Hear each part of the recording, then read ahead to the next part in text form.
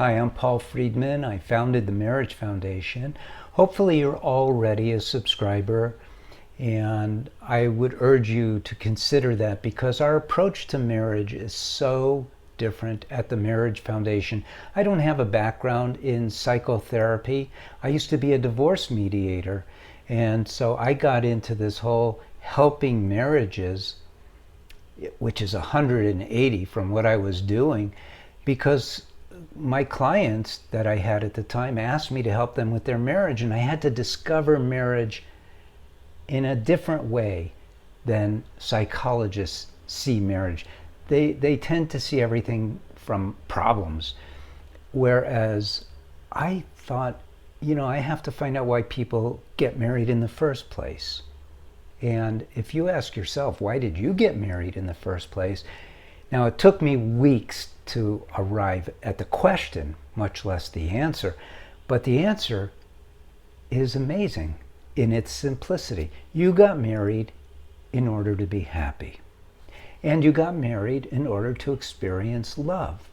And as human beings, we are uniquely set up for those experiences. Animals don't have a consciousness of what can I do to be happier today. It's a human thing because we're souls. We have a body and we have a mind, and we're endowed with these amazing gifts. And we also have free will. So when you connect the dots and you go, wow, I know what happiness is. I know what love is. And I'm not talking about increased like. I'm talking about the real McCoy. I should use my free will to achieve it. But we're not taught this. So if somebody wrote into the Marriage Foundation, and you can too if you have a problem, you go to our website, Ask a Counselor, and someone wrote in and said, my husband isn't supportive. Kind of a complaint, not a question, but it's a valuable topic. And so let's start by saying, and you've probably tried telling your husband, you're not supportive, I need you to be supportive. And you probably did it in not even a great way, because we're not taught, again, how to communicate maritally. And he probably was very defensive. Oh no, I support you. Or worse, he said, well, you don't support me. Now, neither of those get you anywhere, right? But it's important to be supported, because in this world, there's hardly anyone who does. Now, you may have Facebook friends who act like they support you, but you never saw them. They're on Facebook. It's all just shadows and light. Real supportiveness comes from, now I'm going to ask you a question. Are you supportive of your husband? Are you complimentary? Are you so loving that you don't even see the few flaws that he may have? Do you encourage him? Are you there for him with your heart open, with your mind open, with your arms open? Chances are not very much. And if you tell me you are, it means you're not really looking at yourself objectively, because we're not taught this, yet it is essential. So I'm going to turn this around for you, because I want you to have a supportive husband. And here's a little trick. This is something I've learned. I've been doing this way over 20 years, and I learned that when women take the lead in their marriage, their husband follow like little puppy dogs. They don't even know they're doing it.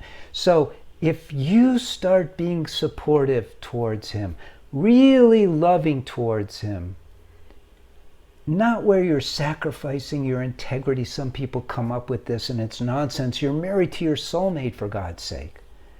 If you are just ultra supportive and you abolish all of the negativity that is currently in your marriage, all the criticism, all the arguments, all of that nonsense, because it doesn't belong in your marriage anyway. If you abolish all that and you make an incredible effort to be lovingly supportive and open your heart to your husband, he's going to be that way with you. And that is the magic. Now, you cannot have in the back of your mind, I'm doing this so he does it, because that won't work. No, you have to become that amazing lover who you promised him you would be anyway.